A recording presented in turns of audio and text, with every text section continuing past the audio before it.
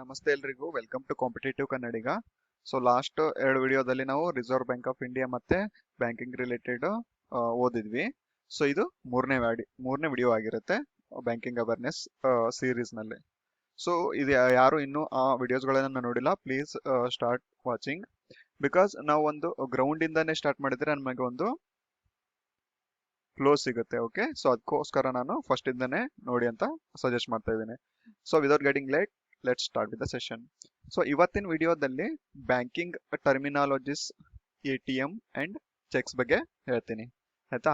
So banking terminologies ಏನಂದ್ರೆ, so banking related some terms ಇರುತ್ತೆ. So ಆ ಟರ್ಮ್ಸ್ ಗಳನ್ನೆಲ್ಲ ನೋಡ್ತಾ ಹೋಗೋಣ, ಮತ್ತೆ ಯಾವ್ದು ಏನೇನಂದ್ರೆ ಡೆಫಿನಿಷನ್ ಅಂಡ್ ಮತ್ತೆ ಅದರ ಮೀನಿಂಗ್ಸ್ ನ ನೋಡ್ಕೊತಾ ಹೋಗೋಣ ವಿತ್ ಎಕ್ಸಾಂಪಲ್ಸ್, ಮತ್ತೆ ಅದು ಏನಂತ ಅರ್ಥ ಮಾಡ್ಕೊಂಡು ಹೋಗೋಣ. ಓಕೆ, ಸೊ ಇದೆಲ್ಲ ಸ್ಟ್ಯಾಟಿಕ್ ಬ್ಯಾಂಕಿಂಗ್ ಅವೇರ್ನೆಸ್ ಆಗಿರುತ್ತೆ. So apart from current banking news,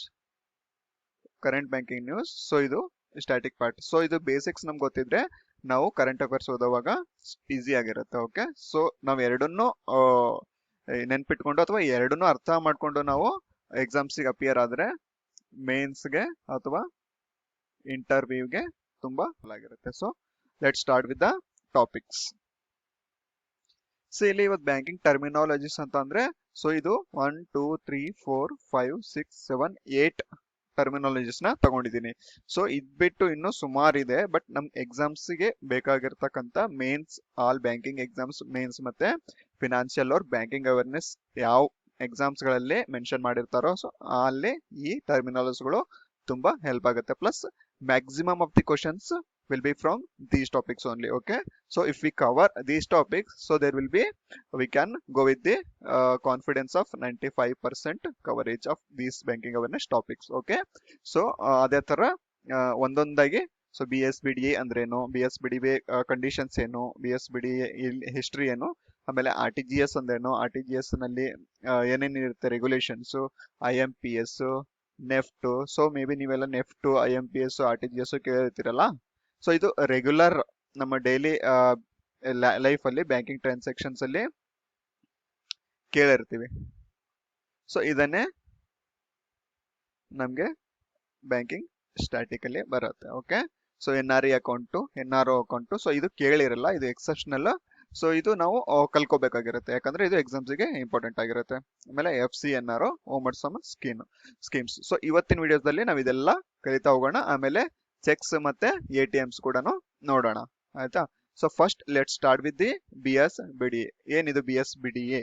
so BSBDA stands for basic savings bank deposit account ಅಂತ ಇದೆಯಲ್ಲ. ಸೊ ಇಲ್ಲಿ ಒಂದೊಂದು ಟರ್ಮ್ ನೋಡ್ತಾ ಹೋದ್ರೆ, ಬೇಸಿಕ್ ಅಕೌಂಟ್, ಬೇಸಿಕ್ ಸೇವಿಂಗ್ಸ್ ಅಂದ್ರೆ ಬೇಸಿಕ್ ಅಕೌಂಟ್, ಸೇವಿಂಗ್ಸ್ ಅಂದ್ರೆ ಸೊ ಸೇವಿಂಗ್ಸ್ ಅಕೌಂಟ್, ಡಿಪಾಸಿಟ್ ಮಾಡೋದು, ಸೇವಿಂಗ್ಸ್ ಅಕೌಂಟ್ ಅಂತ ಇಟ್ಕೊಳ್ಳಿ. Basically it is saving account, nothing but saving account. Bank deposit account, of course it is a saving account with some relaxations ಅಂತ ಹೇಳೋಣ. So it is a no frill saving account. So ಇಲ್ಲಿ no frill ಅಂತ ಬಂದಿದೆ, no frill account. So ಈ no frill account, so ಇವಾಗ ಅದು ಯಾವ ತರ ಡೆವಲಪ್ ಆಯ್ತು ಅಂತ ನೋಡ್ತಾ ಹೋದ್ರೆ ಇವಾಗಿನವರೆಗೂ. So first no frill account ಅಂತ ಇತ್ತು. ಇದು ಯಾವಾಗ no frill account, zero balance account. So zero balance account ಅಂತ ಕರಿತೀವಲ್ಲ, ಸೊ ಇದು 2005 ಅಲ್ಲಿ ಝೀರೋ ಬ್ಯಾಲೆನ್ಸ್ ಅಕೌಂಟ್ ಆಗಿತ್ತು. ಸೊ ಡೆವಲಪ್ ಆಗ್ತಾ ಬಂದು ಗೌರ್ಮೆಂಟು ಇನ್ 2012 ಅಲ್ಲಿ ಇದನ್ನ ಇವಾಗ ಹೇಳ್ತಿದೀವಲ್ಲ BSBDA. ಸೊ ಇದು BSBDA ಆಗಿ ಕನ್ವರ್ಟ್ ಆಯ್ತು, ಅಂದ್ರೆ basic saving bank deposit account. So ಇದು ಇಂಪಾರ್ಟೆಂಟ್ ಆಗುತ್ತೆ, ಇದು ಯಾವ್ದಿದು ಫುಲ್ ಫಾರ್ಮ್ ಇಂಪಾರ್ಟೆಂಟ್ ಆಗುತ್ತೆ. So basic saving bank deposit account form ಆಗಿ ನೆಕ್ಸ್ಟ್ ಇದನ್ನ ಇನ್ 2014 ನರೇಂದ್ರ ಮೋದಿ ಅವ್ರ ಗೌರ್ಮೆಂಟ್ ಬಂದಾಗ ಇದು ಫೇಮಸ್ ಆಗಿ PMJDY. ಸೊ ಇದು ಗೊತ್ತಿರ್ಬೋದು, ಪ್ರಧಾನ್ ಮಂತ್ರಿ ಜನ್ ಧನ್ ಯೋಜನಾ, ಪ್ರಧಾನ್ ಮಂತ್ರಿ ಜನ್ ಧನ್ ಯೋಜನಾ. ಸೊ ಇದು ಪರ್ಟಿಕ್ಯುಲರ್ಲಿ ಇದ್ರದ್ದು ಅಂದ್ರೆ ಇಂಟೆಂಟ್ ಏನಪ್ಪಾ ಅಂತಂದ್ರೆ, ಬೇಸಿಕ್ ಇದು account, zero balance account, no frill account ಅಥವಾ P M J D Y. So ಇದ್ರ ತಾನೆ ಬ್ಯಾಂಕಿಂಗ್ ನ ಎಲ್ಲಾ ಅಂದ್ರೆ ವಿಲೇಜ್ ಲೆವೆಲ್ ಅಲ್ಲಿ ಅಥವಾ ಗ್ರೌಂಡ್ ಲೆವೆಲ್ ಅಲ್ಲಿ ಅನ್ಕೋಣ, ಅಲ್ಲಿಗೆ ರೀಚ್ ಮಾಡ್ಸೋಕೆ ಅಂದ್ರೆ nothing but financial inclusion. So ಇವಾಗ ಇಂಟರ್ವ್ಯೂ ಏನಾದ್ರು ಫಿನಾನ್ಷಿಯಲ್ ಇನ್ಕ್ಲೂಷನ್ ಬಗ್ಗೆ ಕೇಳಿದ್ರೆ ಪ್ಲೀಸ್ ಇದ್ರ ಬಗ್ಗೆ ಮೆನ್ಷನ್ ಮಾಡಿ, ಓಕೆ? ಯಾಕಂದ್ರೆ ಇದು ಫಿನಾನ್ಷಿಯಲ್ ಇನ್ಕ್ಲೂಷನ್ಗೋಸ್ಕರನೇ ಮಾಡಿದ್ದು. ಯಾಕಂದ್ರೆ ಇವಾಗ ಯಾವುದೇ ಒಂದು ಕಡೆ ಹಳ್ಳಿವರೆಗೂ ಬ್ಯಾಂಕಿಂಗ್ ನ ತಲುಪಿಸ್ಬೇಕಂತ ತಲೆಯಲ್ಲಿ ಇಟ್ಕೊಂಡು ಮಾಡಿರ್ತಕ್ಕಂಥ ಯೋಜನೆ. ಸೊ ಇಫ್ ಯಾರಿಗಾದ್ರೂ ನಮ್ ಅಕೌಂಟ್ ಯಾಕೆ ಕ್ರಿಯೇಟ್ ಮಾಡಿಲ್ಲ ಬ್ಯಾಂಕಲ್ಲಿ ಅಂದ್ರೆ, ಸೊ ನಮ್ಮ ಹತ್ರ ಏನ್ ದುಡ್ಡು ಇರುತ್ತೆ, ನಮ್ಗೆಲ್ಲ ಯಾಕೆ ಬೇಕಿದೆಲ್ಲ ಅಂತಿರ್ತಾರಲ್ಲ, ಸೊ ಅಂತವ್ರಿಗೆ ನಿಮ್ಮ ಹತ್ರ ದುಡ್ಡಿಲ್ಲ ಅಂದ್ರೂ ಈ ಅಕೌಂಟ್ ನ ಓಪನ್ ಮಾಡಿ. ಯಾಕಂದ್ರೆ ಇದರಿಂದ government schemes amount, government schemes ಅಂತ ಬಂದಾಗ ಡಿ ಬಿ ಟಿ ಅಂತ ಬರುತ್ತೆ. ಡಿ ಬಿ ಟಿ ಅಂದ್ರೆ ಡೈರೆಕ್ಟ್ ಬೆನಿಫಿಟ್ ಟ್ರಾನ್ಸ್ಫರ್. ಸೊ ಇಲ್ಲಿ ಈ ಪ್ರಧಾನಮಂತ್ರಿ ಜನ್ಧನ್ ಯೋಜನಾ ಹೆಲ್ಪ್ ಆಗುತ್ತೆ.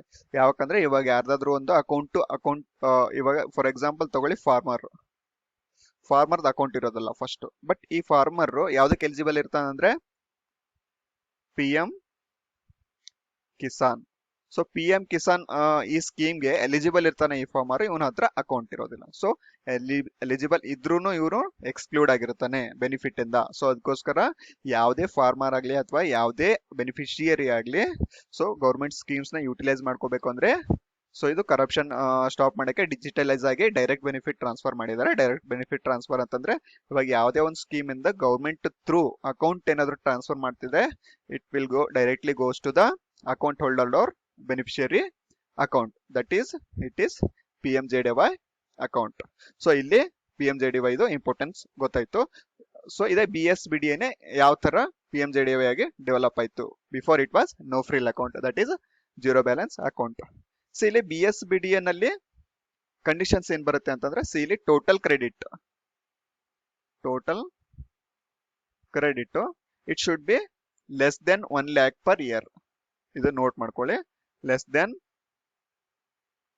1 lakh per year. ಸೊ ಆಯ್ತಾ.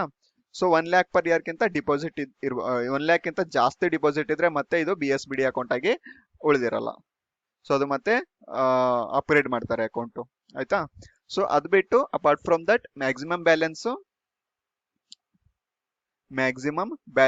ಎಷ್ಟು, ಮ್ಯಾಕ್ಸಿಮಮ್ ಇದಕ್ಕಿಂತ ಜಾಸ್ತಿ ಇರಲ್ಲ. ಸೊ 50,000 ಆರ್ 50,000 ಗಿಂತ ಕೆಳಗಡೆ ಅಮೌಂಟ್ ಬ್ಯಾಲೆನ್ಸ್ ಆಗಿ ಈ ಅಕೌಂಟ್ ಅಲ್ಲಿ ಇರ್ಬೋದು, ಆಯ್ತಾ. ಆಮೇಲೆ ವಿತ್ಡ್ರಾ ಲಿಮಿಟ್ ಎಷ್ಟು, less than 10,000 per month, less than or equal to 10,000 per month. 10,000ಕ್ಕಿಂತ ಕೆಳಗಡೆ ಅವ್ರ 10,000ವರೆಗೂ ನಾವು ವಿಡ್ರಾ ಮಾಡ್ಕೋಬಹುದು. ಯಾವುದು ಈ B S B D A account ಇಂದ. ಆಮೇಲೆ accounts valid for 12 months.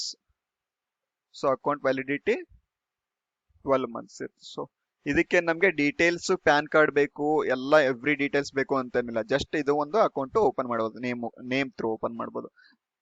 It can be extended for another 12 months. So ಇದು ಇಂಪಾರ್ಟೆಂಟ್ ಆಗುತ್ತೆ.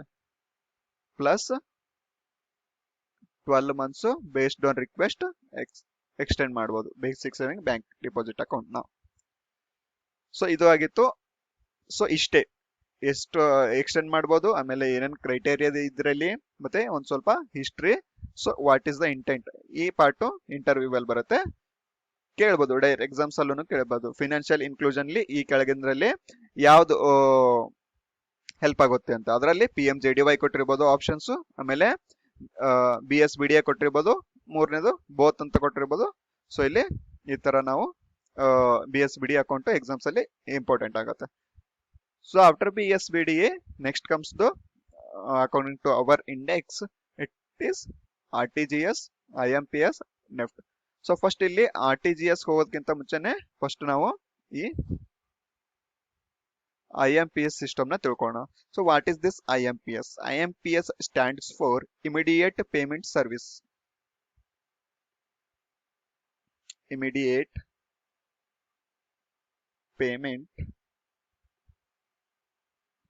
ಸರ್ವಿಸ್. ಸೊ ಈ IMPS ನ ಯಾವ ಕಮಿಟಿ ರೆಕಮೆಂಡೇಶನ್ ಎಲ್ಲ ತಂದ್ರು ಅಂದ್ರೆ by Shyamala Gopinath committee. Shyamala Gopinath. So ಇದು ಇಂಪಾರ್ಟೆಂಟ್ ಆಗುತ್ತೆ. ಸೊ ಏನಿದು IMPS ಅಂತಂದ್ರೆ ಇವಾಗ ನಾವು ಡೈರೆಕ್ಟ್ ಇದು ಮಾಡ್ತೀವಲ್ಲ, ಟ್ರಾನ್ಸಾಕ್ಷನ್ಸ್ ಮಾಡ್ತೀವಲ್ಲ ಮೊಬೈಲ್ ಥ್ರೂ ಆಗ್ಲಿ ವಾಟ್ ಎವರ್ ಆನ್ಲೈನ್ ಟ್ರಾನ್ಸಾಕ್ಷನ್ಸ್ ಮಾಡ್ತೀವಲ್ಲ, ಸೊ ಫಾಸ್ಟ್ ಆಗಿ ಮಾಡ್ತೀವಲ್ಲ ಟ್ರಾನ್ಸಾಕ್ಷನ್ಸ್, ಅದು ಸೊ ಆ ಟ್ರಾನ್ಸಾಕ್ಷನ್ಸ್ಗೆ ಹೆಲ್ಪ್ ಆಗಲಿ ಅಂತಾನೆ ಯಾವುದು ಈ ಸ್ಕೀಮ್ ಯಾವುದು IMPS ನ ತಂದ್ರು. IMPS ಅಂದ್ರೆ ಇಲ್ಲಿ ಫುಲ್ ಫಾರ್ಮ್ ಇಂಪಾರ್ಟೆಂಟ್ ಆಗುತ್ತೆ. ಮತ್ತೆ ಇದ್ರ ಪಾರ್ಟ್ಸ್ ಬಂದ್ರೆ ಇಲ್ಲಿ ಸ್ಟಾಟಿಕ್ ಪಾರ್ಟ್ ಅಂತ ಬಂದ್ರೆ it has been established on 22nd November 2010. So on basically IMPS is nothing but the immediate transfer online transactions. So it is electronic fund transfer. Electronic fund transfer through mobile. Through mobile. So service ಯಾವುದು ಇದು 24/7. So ಯಾವಾಗ ಬೇಕಾದ್ರೂ ಇದನ್ನ transaction ಮಾಡೋದು. So ಇವಾಗ ಇಲ್ಲಿ initiative ಈ initiative 2010 ಅಲ್ಲಿ ತಗೊಂಡಿದ್ದಾರೆ ಅಂದ್ರೆ 2024 ಅಲ್ಲಿ India highest or second highest exact ನೆನಪಿಲ್ಲ, ಬಟ್ ಇನ್ ಟಾಪ್ ಪೊಸಿಷನ್ ಅಲ್ಲಿ ಇದೆ ಯಾವುದು ಆನ್ಲೈನ್ ಟ್ರಾನ್ಸಾಕ್ಷನ್ ಅಲ್ಲಿ. ಆಯ್ತಾ? ಸೊ ಇವಾಗ ಯಾವುದು IMPS ನೋಡಿದ್ವಾ? IMPS ಆಯ್ತು. Next RTGS full form important ಆಗುತ್ತೆ ಎಕ್ಸಾಮ್ಸ್ ಅಲ್ಲಿ. Real time gross settlement.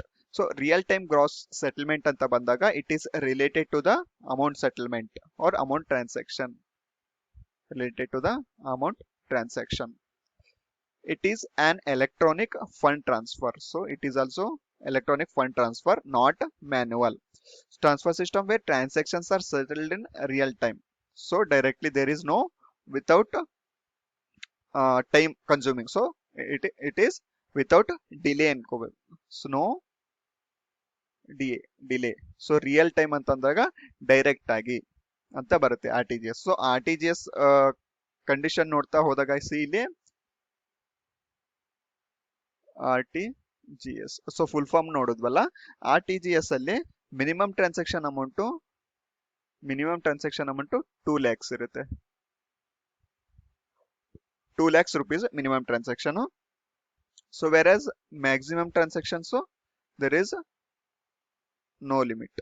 So ಇದು ವೆರಿ ಹೆಲ್ಪ್ಫುಲ್. ಸೊ ಇದು ಕಂಪ್ಲೀಟ್ ಆಗಿ ಇದನ್ನ ನಾವು ಕಲ್ತ್ಕೊಳ್ಬೇಕಾಗಿರುತ್ತೆ RTGS ಮತ್ತೆ NEFT. So working hour service ಅಂತ ಬಂದ್ರೆ ವರ್ಕ್ಸ್ 24/7 ಆಲ್ 365 ಡೇಸ್. ಆಯ್ತಾ?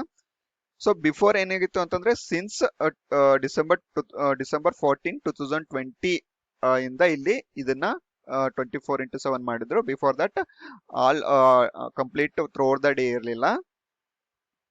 ಆಮೇಲೆ no processing charge. No processing charge. So ಇದು ಯಾವಾಗ್ಲಿಂತ ಅಂದ್ರೆ ಜುಲೈ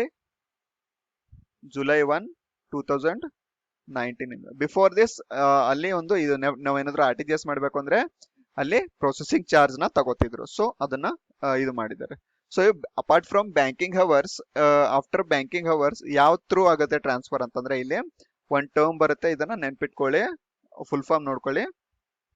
ಯಾವ ಟರ್ಮ್ ಬರುತ್ತೆ ಅಂದ್ರೆ ಇಲ್ಲಿ, ಸೊ ಅಂದ್ರೆ ಇವಾಗ ಬ್ಯಾಂಕಿಂಗ್ ಅವರ್ಸ್ ಸಂಜೆ 6 ಗಂಟೆ ಆದ್ರೆ ಬ್ಯಾಂಕ್ ಕ್ಲೋಸ್ ಆಗುತ್ತೆ. ಸೊ ಅದಾದ್ಮೇಲೂ ಕೂಡ RTGS ವರ್ಕ್ ಆಗುತ್ತೆ.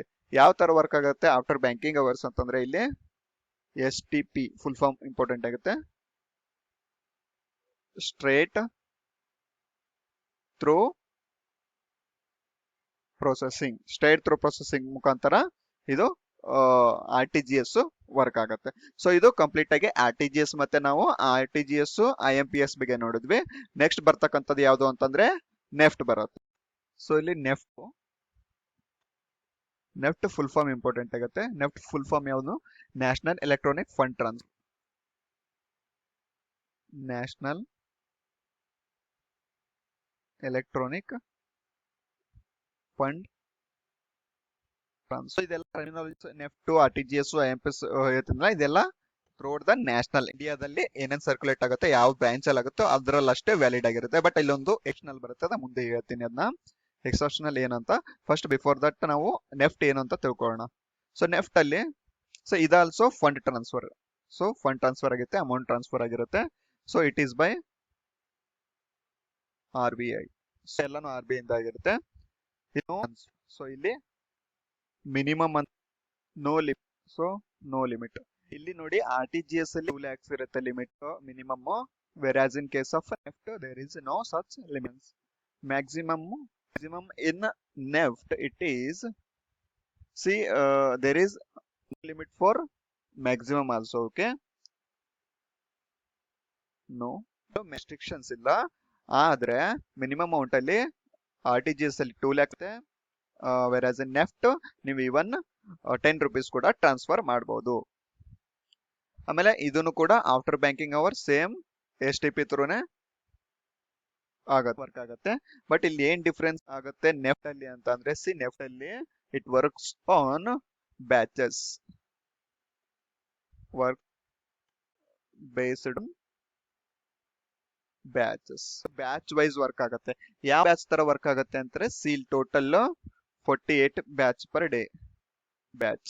So total 48 batch total daily ನಲ್ಲಿ 24 hours ಇರುತ್ತೆ. ಸೊ 1 hourಗೆ 1 ಬ್ಯಾಚ್ಗೆ ಒನ್ ಬ್ಯಾಚ್ಗೆ ಹಾಫ್ ಅವರ್. ಸೊ ಅರ್ಧ ಗಂಟೆಗೆ 1 ಬ್ಯಾಚ್ ಆಗುತ್ತೆ, 24 ಟೋಟಲ್ 4 ಆಗುತ್ತೆ. ಆಯ್ತಾ, ಇದು batch. RTGS there is no batch wise. ಆಯ್ತಾ, ಸೊ ಬ್ಯಾಚ್ ವೈಸ್ ಆದ ತಕ್ಷಣ ಇಲ್ಲಿ no transaction charge, same charges ಇಲ್ಲೂ ಕೂಡ. ಸೊ ಇಲ್ಲಿ UTR ಅಂತಕೊಳ್ಳಿ, UTR. So what is this UTR ಅಂದ್ರೆ, it is nothing but the unique transaction reference. So ನಾವಿಲ್ಲಿ ಅಮೌಂಟ್ ಟ್ರಾನ್ಸ್ಫರ್ ಮಾಡಿದಾಗ ನಮಗೊಂದು ರೆಫರೆನ್ಸ್ ನಂಬರ್ ಕೊಡ್ತಾರೆ, that is nothing but UT. ಎಷ್ಟು ಕ್ಯಾರೆಕ್ಟರ್ಸ್ ದಾಗಿರುತ್ತೆ ಅಂತಂದ್ರೆ total it is 16 characters code ಆಗಿರುತ್ತೆ. ಸೊ ಇದು ನೆನ್ಪಿಟ್ಕೊಳ್ಳಿ ಫುಲ್ ಫಾರ್ಮು. ಸೊ ಇಲ್ಲಿ ನಾನು ಹೇಳಿದ್ನಲ್ಲ, ಇದು ನಮ್ ಇಂಡಿಯಾನಲ್ಲೇ ಇನ್ಸೈಡ್ ಆಗಿರುತ್ತೆ. ಸೊ ನ್ಯಾಷನಲ್ ಅಂತ ಕರೀತೀವಿ. ಸೊ ಅಪಾರ್ಟ್ ಇಲ್ಲೊಂದು ಎಕ್ಸ್ಪೆನ್ಸ್ ಇದೆ ನೆಫ್ಟ್ ಅಲ್ಲಿ. ಸೊ ನೆಫ್ಟ್ ಅಲ್ಲಿ ಕೇಸ್ ಯಾವುದು ಅಂತಂದ್ರೆ, it is also available for Nepal. ಆಯ್ತಾ, ಇದನ್ನ ನೆನ್ಪಿಟ್ಕೊಳ್ಳಿ, ಎಕ್ಸಾಮ್ ಅಲ್ಲಿ ತುಂಬಾ ಇಂಪಾರ್ಟೆಂಟ್ ಆಗುತ್ತೆ. ಸೊ ನೇಪಾಳ್ಗೂ ಕೂಡ ನಾವು ನೆಫ್ಟ್ ನ ಮಾಡಬಹುದು. ಓನ್ಲಿ ಕಂಟ್ರಿ ನೆಫ್ಟ್, ನೇಪಾಳ್ಗಷ್ಟೇ ನಾವು ಇದು ಆಪ್ಷನ್ ಇದೆ. ಆಯ್ತಾ, ನೇಪಾಳಲ್ಲಿರೋ ಅಕೌಂಟ್ ಹೋಲ್ಡಿಂಗ್ಸ್ಗೆ ನಾವು NEFT transaction through amount transfer ಮಾಡಬಹುದು. ಸೊ ಇದಾಗಿತ್ತು ಟೋಟಲ್ RTGS, IMPS ಮತ್ತೆ NEFT related. So next move ಆದ್ರೆ ನಾವು ಇಲ್ಲಿ ಬರೋದು ನಮ್ಗೆ types of overseas account. So ನಮ್ ಕಂಟ್ರಿ ಅವರು ಬೇರೆ ಕಂಟ್ರಿಲಿ ಇದ್ದಾಗ ಅಕೌಂಟ್ ನ ಹೆಂಗ್ ಟ್ರಾನ್ಸ್ಫರ್ ಮಾಡ್ತಾರೆ ಅನ್ನೋದು. ಸೊ ಇಲ್ಲಿ ಬೇಸಿಕಲಿ 3 ಅಕೌಂಟ್ಸ್ ಬರುತ್ತೆ ಇಲ್ಲಿ. ಸೊ ಒಂದು NRE account. So NRE account ಅಂದ್ರೆ ಫುಲ್ ಫಾರ್ಮ್ ಇಂಪಾರ್ಟೆಂಟ್ ಆಗುತ್ತೆ ಇಲ್ಲಿ, non residential external account. So an NRE account is for the non residential Indians. NRI ಅಂದ್ರೆ ಅವರು ಇಂಡಿಯಾದವರಾಗಿರ್ತಾರೆ, ಬೇರೆ ಕಂಟ್ರಿನಲ್ಲಿ ಸ್ಟೇ ಆಗಿರ್ತಾರೆ. To hold and manage their foreign income in India. So foreign ಅಲ್ಲಿ ಕೆಲಸ ಮಾಡಿ ಫಾರಿನ್ ನಲ್ಲಿ ಅರ್ನ್ ಮಾಡ್ತಾರೆ. ನಮ್ ಇಲ್ಲಿ ನಮ್ ಇಂಡಿಯಾನಲ್ಲಿ ಕೂಡ ಅವ್ರ ಅಕೌಂಟ್ ಇರುತ್ತೆ, ಪ್ಲಸ್ ಅದಕ್ಕೆ ಯಾವ ತರ ಟ್ರಾನ್ಸ್ಫರ್ ಮಾಡುತ್ತೆ, ಇಂಡಿಯಾನಲ್ಲಿ ಅವ್ರ ಫ್ಯಾಮಿಲಿ ಏನಾದ್ರು ಇದ್ರೆ ಅಕೌಂಟ್ ಯಾವ್ದಿರ್ಬೇಕು ಅವ್ರ ಬಳಿ. ಸೊ ಆ ತರ ಫಾರಿನ್ ಟ್ರಾನ್ಸಾಕ್ಷನ್ಸ್ಗೆ ಇಂಡಿವಿಜುವಲ್ಸ್ ನಲ್ಲಿ NRE ಅಕೌಂಟ್ ಬರುತ್ತೆ. ಸೊ NRE ಅಕೌಂಟ್ ಅಲ್ಲಿ first CNRE. So non residential external account ಅಲ್ಲಿ ಯಾವ್ಯಾವ ಅಕೌಂಟ್ ಬರುತ್ತೆ ಅಂದ್ರೆ, first saving account, second current account, ಮೂರನೇದು ಫಿಕ್ಸ್ಡ್ ಡಿಪಾಸಿಟ್ ಮತ್ತೆ ಟೈಮ್ ಡಿಪಾಸಿಟ್. ಸೊ ಇಲ್ಲಿ ಅಮೌಂಟ್ ಕಂಡೀಷನ್ಸ್ ಬರುತ್ತೆ. ಇಲ್ಲಿ ಈ ಕಂಡೀಷನ್ಸ್ ಎಕ್ಸಾಮ್ಸ್ ಗೆ ಇಂಪಾರ್ಟೆಂಟ್ ಆಗುತ್ತೆ ಮತ್ತೆ ಇಂಟರ್ವ್ಯೂಗೆ ಕಂಪಲ್ಸರಿ ಇದನ್ನ ನೋಡ್ಕೊಂಡು ಹೋಗಿ. So amount can be transferred to another country without restrictions. No restrictions for transfer. ಆಯ್ತಾ, first point. So next point ಏನಂದ್ರೆ, ಇಲ್ಲಿ say interest earned is exempted from tax. There is no tax for interest ಆಯ್ತಾ. So ಇವಾಗ F D ಮಾಡಿರ್ತೀವಿ ಮತ್ತೆ term deposit ಮಾಡಿರ್ತೀವಲ್ಲ, ಅಲ್ಲಿ interest ಬರುತ್ತೆ. ಸೊ ಆ ಇಂಟ್ರೆಸ್ಟ್ಗೆ ಟ್ಯಾಕ್ಸೇಷನ್ಸ್ ಇರೋದಿಲ್ಲ ಯಾವ್ದ್ರಲ್ಲಿ, ನಾನ್ ರೆಸಿಡೆನ್ಷಿಯಲ್ ಎಕ್ಸ್ಟರ್ನಲ್ ಅಕೌಂಟ್ ಅಲ್ಲಿ. ಸೊ ಇನ್ನೊಂದು ಫೀಚರ್ಸ್ ಏನಪ್ಪಾ ಅಂತಂದ್ರೆ, can be converted into regular account after settling in India. Can be converted to regular. So already ಅವ್ರದ್ದೊಂದು ರೆಗ್ಯುಲರ್ ಅಕೌಂಟ್ ಇರುತ್ತಲ್ಲ, ಸೊ ಅದೇ ಅಕೌಂಟ್ ನ ಎನ್ ಆರ್ ಐ ಅಕೌಂಟ್ ಆಗಿ, account ನ ಅದೇ ಅಕೌಂಟ್ ಆಗಿ ಟ್ರಾನ್ಸ್ಫರ್ ಮಾಡ್ಬೋದು ಆಯ್ತಾ. ಸೊ ಅವ್ರು ಯಾವಾಗ ಒಂದ್ ಕಂಟ್ರಿ ಬಿಟ್ಟು ಮತ್ತೆ ಇಂಡಿಯಾಗೆ ಬರ್ತಾರಲ್ಲ, ಅವಾಗ ಇದನ್ನ ಮಾಡ್ಕೋಬಹುದು. ಯಾವುದು ಇದು ಎನ್ ಆರ್ ಇ ನಲ್ಲಿ ಇರೋದು. ಇನ್ನೊಂದು N R, so non residential ordinary account ಅಂತ ಬರುತ್ತೆ. ಇದು reason for N R Is. ಇದು ಆಲ್ಸೋ ಕೂಡ ನಾನ್ ರೆಸಿಡೆನ್ಷಿಯಲ್ ಇಂಡಿಯನ್ಸ್ ಆಗಿರುತ್ತೆ. ಸೊ ಇಲ್ಲಿ ಡಿಫ್ರೆನ್ಸ್ ಏನ್ ಬರುತ್ತೆ ಅಂತಂದ್ರೆ, ಇಲ್ಲಿ ಇದು ಕೂಡ ಸೇವಿಂಗ್ ಅಕೌಂಟ್, ಕರೆಂಟ್ ಅಕೌಂಟ್ ಮತ್ತೆ ಎಫ್ ಡಿ ಮತ್ತೆ ಟೈಮ್ ಡಿಪಾಸಿಟ್ ಅಕೌಂಟ್ಸ್ ಬರುತ್ತೆ ಇದರಲ್ಲಿ. ಸೊ ಇಲ್ಲಿ money can not be transferred to another country. So ಇವಾಗ ಅವರು N R O account hold ಮಾಡಿದ್ರೆ can not be transferred to another country. So ಇದು inter ಅಂದ್ರೆ ಬೇರೆ ಬೇರೆ ಕಂಟ್ರಿಗೆ ಮತ್ತೆ ಅಮೌಂಟ್ ಟ್ರಾನ್ಸ್ಫರ್ ಮಾಡೋ ಹಾಗಿರಲ್ಲ ಇದರಲ್ಲಿ ಎನ್ ಆರ್ ಒ ಅಕೌಂಟ್ ಅಲ್ಲಿ. ಇಲ್ಲಿ can not be transfer to N R E. ಈ ಅಕೌಂಟ್ ಇದ್ದಿದ್ದು ಎನ್ ಆರ್ ಇ ಅಕೌಂಟ್ ಗೆ ಕನ್ವರ್ಟ್ ಆಗಕ್ ಆಗಲ್ಲ. ಇನ್ನೊಂದು ಇಂಟ್ರೆಸ್ಟ್ ಈಸ್ ಟ್ಯಾಕ್ಸೇಬಲ್. ಇದನ್ನ ಪಾಯಿಂಟ್ ನೆನ್ಪಿಟ್ಕೊಳ್ಳಿ, ಟ್ಯಾಕ್ಸೇಬಲ್ ಇಂಟರೆಸ್ಟ್ ಆಯ್ತಾ. It can be converted into regular account. So regular account ಇದ್ದಿದ್ದು N R O account convert ಮಾಡೋದು, ಎನ್ ಆರ್ ಒ ಅಕೌಂಟ್ ಇದ್ದಿದ್ದು ರೆಗ್ಯುಲರ್ ಅಕೌಂಟ್ ಆಗಿ ಕನ್ವರ್ಟ್ ಮಾಡ್ಬೋದು. Can be converted to regular account. So difference ಏನಂದ್ರೆ ಇಲ್ಲಿ no restrictions for transfer N R E ನಲ್ಲಿ. N R O ನಲ್ಲಿ as it is an ordinary account, ಅದಕ್ಕೆ ಇದು it cannot be the amount cannot be transfer to the another country. So ಇಲ್ಲಿ ಇನ್ನೊಂದು withdrawals can be made from both accounts only in Indian rupees. So withdraw ಅಂತ ಬಂದಾಗೆ only in INR ಅಂದ್ರೆ Indian rupees ನಲ್ಲಿ withdraw ಮಾಡ್ಕೋಬಹುದು ಅಷ್ಟೇ. Foreign account ಅಲ್ಲಿ convert ಮಾಡಿ ಮಾಡ್ಕೊಳಕ್ ಆಗಲ್ಲ, ಯಾವುದು ಎನ್ ಆರ್ ಇ ಮತ್ತೆ ಎನ್ ಆರ್ ಒ ನಲ್ಲಿ. ಸೇಮ್ ಇದೇ ತರ ಡಿಪಾಸಿಟ್ ಕೂಡ, deposit can be made from both accounts. ಯಾವುದು ಈಗ ನೋಡಿ, ವಿಡ್ರಾ ಇಂಡಿಯನ್ ಕರೆನ್ಸಿನಲ್ಲಿ ಅಷ್ಟೇ ಮಾಡ್ಬೋದು. ವೆರಸ್ ಡಿಪಾಸಿಟ್ ನಾವು ಫಾರಿನ್ ಕರೆನ್ಸಿನಲ್ಲಿ ಕೂಡ ಡಿಪಾಸಿಟ್ ಮಾಡ್ಬೋದು. ಡಿಫರೆನ್ಸ್ ತಿಳ್ಕೊಳ್ಳಿ ಇಲ್ಲಿ. ಡಿಪಾಸಿಟ್ ಅಂತ ಬಂದಾಗ ಫಾರಿನ್ ಕರೆನ್ಸಿ ನಲ್ಲಿ ಮಾಡ್ಬೋದು, ವೆರಸ್ ವಿಡ್ರಾಲ್ ಅಂತ ಬಂದಾಗ ಇಂಡಿಯನ್ ರುಪೀಸ್ ನಲ್ಲಿ ಅಷ್ಟೇ ಮಾಡ್ಬೋದು. ಸೊ ಇದಾದ್ಮೇಲೆ ನೆಕ್ಸ್ಟ್ ಬರೋದು F C N R. What is this F C N R? ಇದು ಆಲ್ಸೋ ಎನ್ ಆರ್ ಗಳಿಗೆ ರಿಲೇಟೆಡ್ ಆಗಿರುತ್ತೆ. Foreign currency deposit. So N R E ಮತ್ತೆ ಎನ್ ಆರ್ ಒ ಅಕೌಂಟ್ ಅಲ್ಲಿ ಹೇಳಿದ್ನಲ್ಲ, withdrawal only in Indian rupees. ಇಲ್ಲಿ F C N R concept ಬರುತ್ತೆ. So F C N R, so full form ನೋಡ್ಕೊಳ್ಳಿ ಮೇಲಿಂದ ಇದರಿಂದ. So foreign currency non residential account ಇದೆ. ಇಲ್ಲಿ deposit and interest can be fully transferable. Deposits and interests fully transferable. So N R ನಲ್ಲಿ ಹೇಳಿದ್ನಲ್ಲ, there is no restrictions ಅಂತ. So ಇಲ್ಲೂ ಕೂಡ ಅದೇ ತರ. ಸೊ ಇವಾಗ ಏನಾಗುತ್ತೆ ಅಂದ್ರೆ, ಇವಾಗ ಎನ್ ಆರ್ ಐ ಯಾರಾದ್ರೂ ನಾನ್ ರೆಸಿಡೆನ್ಷಿಯಲ್ ಇದ್ರೆ ಅವರು F C N R account open ಮಾಡ್ತಾರೆ. F C N R. So F C N R account ಅವರು ಓಪನ್ ಮಾಡಿದಾಗ ಅವರು ಅಮೌಂಟ್ ನ ಡಿಪಾಸಿಟ್ ಮಾಡ್ತಾರೆ. ಯಾವ್ದ್ರಲ್ಲಿ ಡಿಪಾಸಿಟ್ ಮಾಡ್ತಾರೆ ಅಂದ್ರೆ fixed deposit. So fixed deposit ನಲ್ಲಿ ಅವರು ಅಮೌಂಟ್ ನ ಡಿಪಾಸಿಟ್ ಮಾಡಿದಾಗ ಸೇವಿಂಗ್ಸ್ ಅಲ್ಲೂ ಕೂಡ ಅವರು ಅಮೌಂಟ್ ನ ಇದು ಮಾಡ್ಬೋದು, ಡಿಪಾಸಿಟ್ ಮಾಡ್ಬೋದು. ಸೊ ಇಲ್ಲೂ ಕೂಡ ಏನಾದ್ರೆ, ಇವಾಗ ಇಂಟ್ರೆಸ್ಟ್ ಬರುತ್ತಲ್ಲ, ಇಂಟ್ರೆಸ್ಟ್ ಈಸ್ ಟ್ಯಾಕ್ಸೇಬಲ್ ಇಂಟ್ರೆಸ್ಟ್ ಆಗಿರುತ್ತೆ. ಸೊ ಇಂಟ್ರೆಸ್ಟ್ ಅರ್ನ್ ಮಾಡಿದಕ್ಕೆ ಇಲ್ಲಿ ಟ್ಯಾಕ್ಸ್ ಇರುತ್ತೆ. ಸೊ ಇಲ್ಲಿ ರಿಟೇನ್ ಮನಿ ಇನ್ ಫಾರಿನ್ ಕರೆನ್ಸಿ. ಸೊ ಬೇರೆ ಕಂಟ್ರಿ ಕರೆನ್ಸಿಲ್ ಕೂಡ ನಾವು ಅಮೌಂಟ್ ನ ರಿಟರ್ನ್ ಮಾಡ್ಬೋದು. ಇದು NRE NRO ಗಿಂತ ಡಿಫ್ರೆಂಟ್ ಆಗಿ. ಸೊ ಇಲ್ಲಿ ಈ ಪಾಯಿಂಟ್ ಇಂಪಾರ್ಟೆಂಟ್ ಆಗುತ್ತೆ. Return can be return money in foreign currency.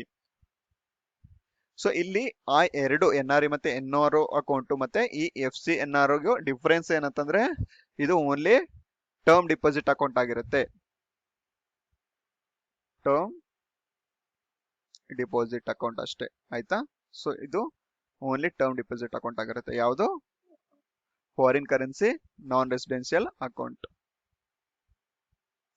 So ಆಯ್ತಾ, ಇದು ಮೂರ್ದಾಯ್ತು. ನೆಕ್ಸ್ಟ್ ಬರೋದು ಯಾವ್ದಂದ್ರೆ ಇಲ್ಲಿ ಇಂಪಾರ್ಟೆಂಟ್ ಬ್ಯಾಂಕಿಂಗ್ ಟರ್ಮಿನಾಲಜಿನ ಇಂಪಾರ್ಟೆಂಟ್ ಯಾವ್ದು ಬರೋದು ಇಲ್ಲಿ, ಸಾರಿ ಈ ಸಲ ಇಲ್ಲಿ ಓಂಬಡ್ಸ್ಮನ್. ಓಂಬಡ್ಸ್ಮನ್ ಅಂತಂದ್ರೆ ಬ್ಯಾಂಕಿಂಗ್ ಓಂಬಡ್ಸ್ಮನ್ ಸ್ಕೀಮ್ ಅಂತ ಬರುತ್ತೆ. ಪರ್ಟಿಕ್ಯುಲರ್ ಬೇಸಿಕ್ ಆಗಿ ಓಂಬಡ್ಸ್ಮನ್ ಅಂದ್ರೆ ಏನು ಅಂತ ತಿಳ್ಕೊಂಡ. ಸೊ ಇವಾಗ ನಮ್ಗೆ ಏನಾದ್ರು ಟ್ರಾನ್ಸಾಕ್ಷನ್ ನಲ್ಲಿ ಪ್ರಾಬ್ಲಮ್ ಆಗಿರುತ್ತೆ, ಬ್ಯಾಂಕ್ ಅಲ್ಲಾಗ್ಲಿ ಅಥವಾ ಆನ್ಲೈನ್ ಟ್ರಾನ್ಸಾಕ್ಷನ್ ಆಗಲಿ, ವಾಟ್ ಎವರ್, ಒಟ್ಟಿನಲ್ಲಿ ನಮ್ಗೆ ಬ್ಯಾಂಕ್ ಕಡೆಯಿಂದ ನಮ್ಮ ಅಕೌಂಟ್ ಇಂದ ಇನ್ನೊಂದು ಅಕೌಂಟ್ಗೆ ಅಮೌಂಟ್ ಟ್ರಾನ್ಸ್ಫರ್ ಆಗ್ಬೇಕಾದ್ರೆ ಅಲ್ಲಿ ಅಮೌಂಟ್ ಡಿಪಾಸಿಟ್ ಆಗಿರೋದಿಲ್ಲ ಅಥವಾ ನಮ್ಮ ಅಕೌಂಟಿಗೆ ಬಂದಿರೋದಿಲ್ಲ. ಸೊ ಇದು ನಮ್ಗೆ ಪ್ರಾಬ್ಲಮ್ ಆಗುತ್ತಲ್ಲ. ಸೊ ಈ ಪ್ರಾಬ್ಲಮ್ ನ ಸಾರ್ಟ್ ಔಟ್ ಮಾಡಕ್ಕೆ ಕಂಪ್ಲೇಂಟ್ ಮಾಡ್ಬೇಕಾಗಿರುತ್ತೆ. ಸೊ ಆ ಕಂಪ್ಲೇಂಟ್ ರಿಜಿಸ್ಟರ್ ಮಾಡ್ಕೊಳ್ತಕ್ಕಂತ ವ್ಯಕ್ತಿ ಯಾರು? he is none other than the ombudsman. So ಈ ombudsman ಸ್ಕೀಮ್ ಬಂದಿದ್ದು banking ombudsman. Banking. So ombudsman ಬಗ್ಗೆ ವೇಟ್ ಒಂದು ನಿಮಿಷ.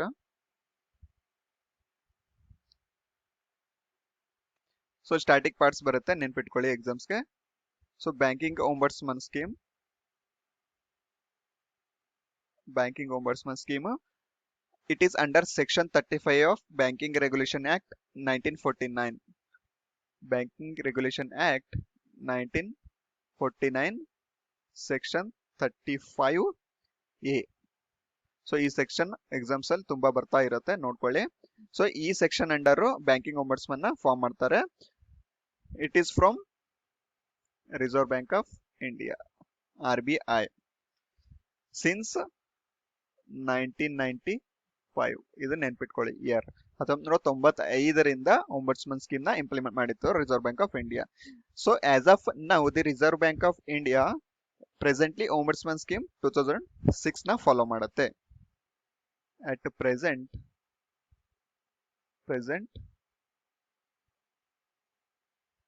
2006 ಅಂದ್ರೆ ಬ್ಯಾಂಕಿಂಗ್ ombudsman ಸ್ಕೀಮ್ 2006 ಕರೆಂಟ್ ಆಗಿ ಚಾಲ್ತಿಯಲ್ಲಿ ಇರೋದು. ಟೋಟಲಿ ಆಸ್ ಆಫ್ ನಾವು ಸ್ಟೇಟ್ ಕ್ಯಾಪಿಟಲ್ಸ್ ಅಲ್ಲಿ ಹಿಡಿದ್ರೆ ombudsman ಟೋಟಲ್ 20 ಇದ್ದಾರೆ. 20 ಸ್ಟೇಟ್ ಕ್ಯಾಪಿಟಲ್ಸ್ ಅಲ್ಲಿ ombudsman ಇದ್ದಾರೆ, ನೆನ್ಪಿಟ್ಕೊಳ್ಳಿ. ಸೊ ಯಾವ್ಯಾವ ಬ್ಯಾಂಕ್ ಕವರ್ ಆಗುತ್ತೆ ಬ್ಯಾಂಕಿಂಗ್ ombudsman ಅಂದ್ರೆ? Schedule commercial banks, regional rural banks, primary cooperative banks, small finance banks, payment banks. So ಇದೆಲ್ಲ ombudsman ಸ್ಕೀಮ್ ಅಲ್ಲಿ ಕವರ್ ಆಗಿರುತ್ತೆ. ಸೊ ಇನ್ನೊಂದು ನೀಟಾಗಿ ಹೇಳ್ತಾ ಹೋದ್ರೆ ಇಲ್ಲಿ ಇದನ್ನ ರಬ್ ಮಾಡ್ತೀನಿ. ಇದೆಲ್ಲ ಗೊತ್ತಾಯ್ತು ಅನ್ಕೋತೀನಿ. FC ಅನ್ನೋರು NRO ಅಕೌಂಟು, ಸೊ ಕಂಡೀಷನ್ಸ್ ಏನ್ ಬರುತ್ತೆ, ಸ್ಟಾಟಿಕ್ ಪಾರ್ಟ್ ಏನು, ಸೊ ಅದೆಲ್ಲ ನೀಟಾಗಿ ತಿಳ್ಕೊಂಡ್ಮೇಲೆ ಸೊ ನಾವ್ ಇವಾಗ ombudsman ಬಗ್ಗೆ ನೋಡ್ತಾ ಇದೀವಲ್ಲ. ಸೊ ಪ್ರೋಸೆಸ್ ನ ನೋಡಿ ombudsman ಯಾವ ತರ ಅಂತ ಫಾರ್ ಎಕ್ಸಾಂಪಲ್ ಥ್ರೂ ಹೇಳ್ತೀನಿ ನಾನು ಇಲ್ಲೊಂದು.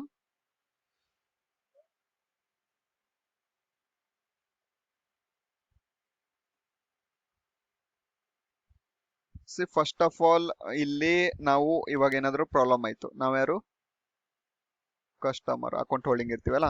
ಸೊ ನಮ್ಗೇನು ಟ್ರಾನ್ಸಾಕ್ಷನ್ ಅಲ್ಲಿ ಪ್ರಾಬ್ಲಮ್ ಆಯ್ತು. ಫಸ್ಟ್ ನಾವೇನ್ ಮಾಡ್ತೀವಿ, ಕಂಪ್ಲೇಂಟ್ ನ ಬ್ಯಾಂಕ್ ಅಲ್ಲಿರೋ ಅಥಾರಿಟಿಗೆ ಅಥವಾ ಬ್ಯಾಂಕ್ ಮ್ಯಾನೇಜರ್ಸ್ ಗಳಿಗೆ ನಾವು ಅಪ್ರೋಚ್ ಮಾಡ್ತೀವಿ, ಕಂಪ್ಲೇಂಟ್ ಕೊಡ್ತೀವಲ್ಲ. ಸೊ ಇವಾಗ ಬ್ಯಾಂಕ್ ಅವ್ರು ಏನಾದ್ರು ನಮ್ಗೆ ರೆಸ್ಪಾನ್ಸ್ ಮಾಡ್ಲಿಲ್ಲ ಅಂದ್ರೆ ನಾವ್ ಯಾರಿಗೆ ಹೋಗ್ಬೇಕು? ಸೊ ಈ ಸ್ಕೀಮ್ ನಲ್ಲಿ ombudsman ಗೆ ನಾವು ರೀಚ್ ಆಗ್ಬೇಕಾಗತ್ತೆ. ಸೊ ಎಷ್ಟು ದಿನ ನಾವು ವೇಟ್ ಮಾಡ್ಬೇಕಾಗತ್ತೆ ಇಲ್ಲಿ ಬ್ಯಾಂಕ್ ಅವ್ರು ನಮ್ಗೆ ರೆಸ್ಪಾಂಡ್ ಮಾಡ್ಬೇಕು ಅಂತಂದ್ರೆ? ಇಟ್ ಈಸ್ ಅಫಿಷಿಯಲಿ 30 ದಿವಸ, 30 days. ಸೊ 30ಕ್ಕಿಂತ ಜಾಸ್ತಿ ತಗೊಂಡ್ರು ಅಂತಂದ್ರೆ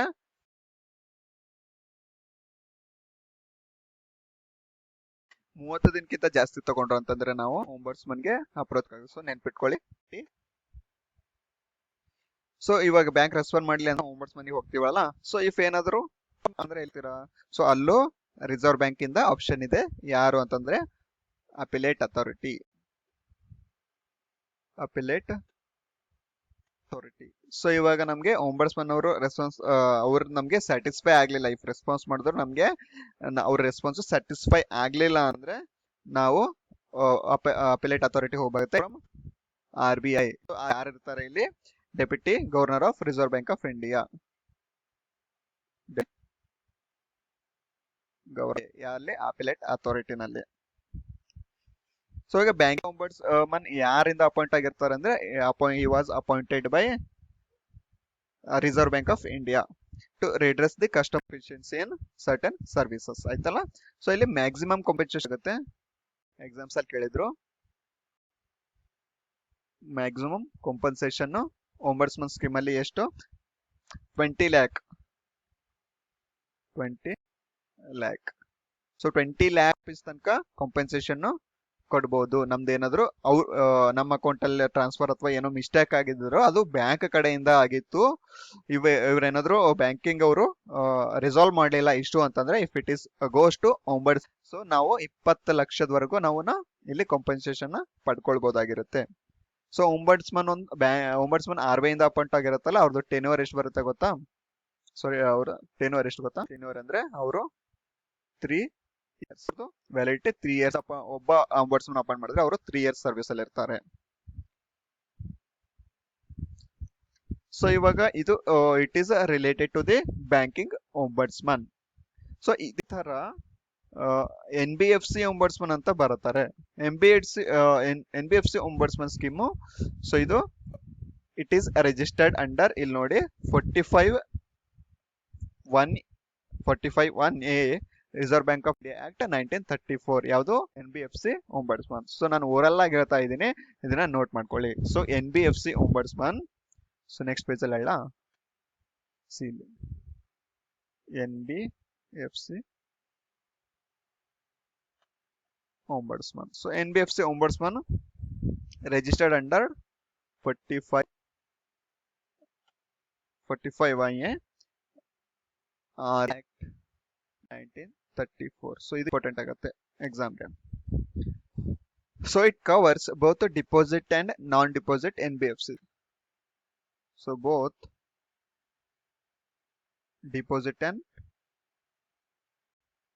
non-deposit NBFC. So what are these deposit non-deposit NBFCs ಅಂದ್ರೆ ನಾನ್ ಬ್ಯಾಂಕಿಂಗ್ ಫಿನಾನ್ಷಿಯಲ್ ಕಾರ್ಪೊರೇಷನ್ ಅವರು ಅಕೌಂಟ್ ನ ಮಾಡಬಹುದಾಗಿರುತ್ತೆ. ನಾವು ಈ ಕಂಪನಿ ನಮ್ಮ ಅಕೌಂಟ್ಸ್ ಓಪನ್ ಮಾಡಬಹುದು ಅಂತ NBFCs ಡಿಪಾಸಿಟ್ NBFCs ಅಂತಾರೆ.